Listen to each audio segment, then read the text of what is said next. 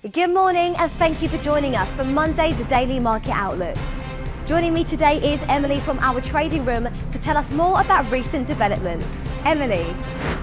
OPEC Plus agreed to raise production by 548,000 barrels per day in August, further accelerating output increases at its first meeting since oil prices jumped and then retreated, following Israeli and US attacks on Iran. Sterling notched a weekly loss on Friday, marking a lacklustre end to a week that saw fiscal and political uncertainties rattle investor appetite for UK assets.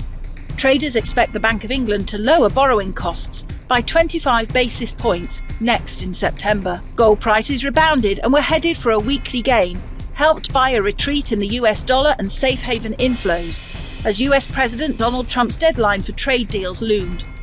The dollar index slipped 0.2%. The dollar-yen pair edged lower in the last session.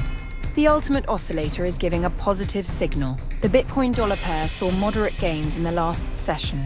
The stochastic indicator is giving a positive signal. The Aussie-dollar pair edged lower in the last session.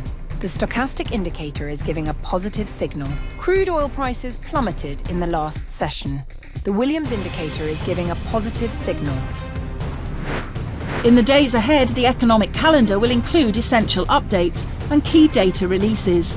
These high-impact events are expected to influence market behaviour and could lead to significant price movements. Understanding the importance of these releases is key for strategic planning. Whether outcomes meet, miss or exceed expectations, the market could respond in kind. We hope that you've enjoyed our Monday's financial review. And on behalf of us all here, we wish you a productive trading day. And be sure to log in tomorrow morning for the latest news and events from the financial markets. Your trusted choice in online trading.